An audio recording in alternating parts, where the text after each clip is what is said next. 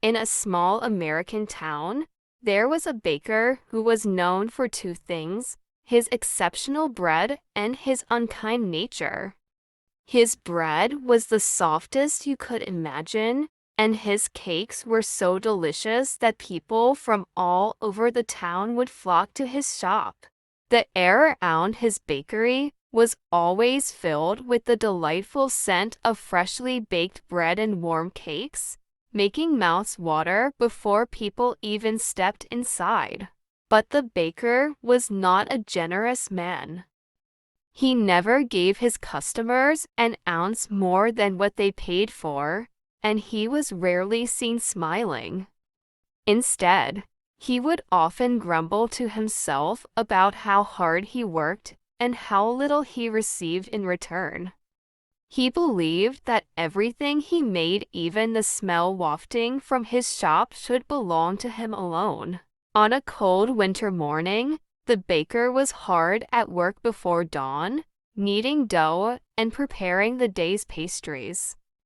As he shaped loaves with skillful hands, he muttered complaints under his breath about the early hour, the chilly air, and whatever else crossed his mind.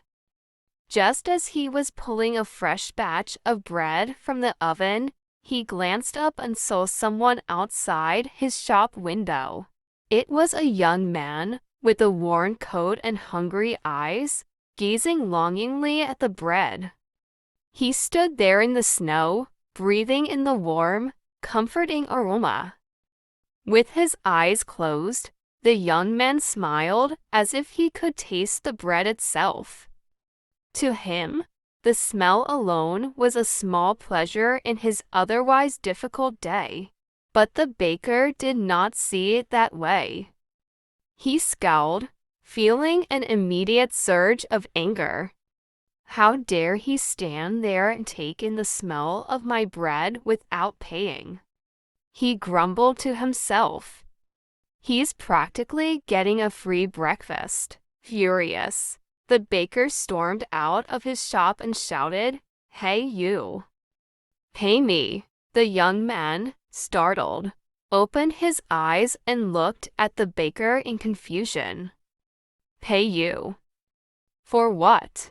"For the smell of my bread," replied the baker, crossing his arms with a stern expression. "But I haven't touched anything," the young man protested. "I was only enjoying the smell." "Air is free, isn't it? Not when it's filled with the scent of my bread," the baker replied. "Either you pay me, or I'll take you to the judge."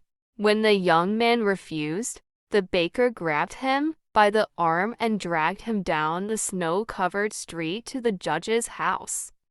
It was still early, and after several knocks, the judge finally opened the door in his nightcloths, looking rather surprised to see the two men.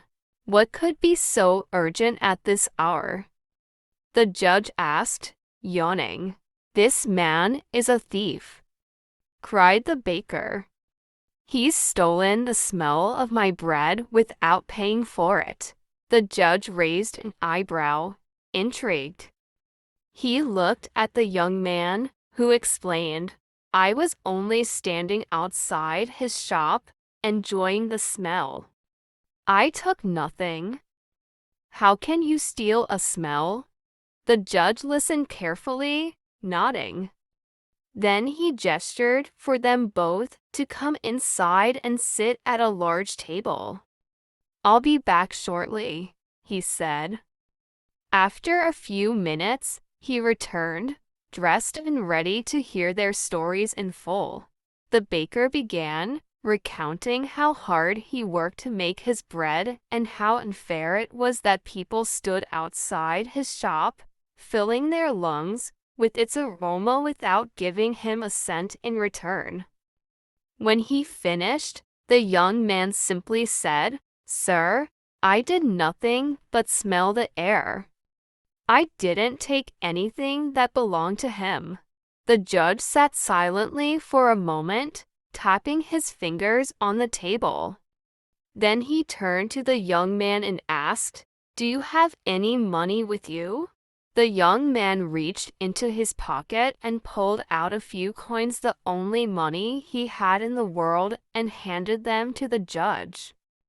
The baker's eyes gleamed as he extended his hand, ready to take the money.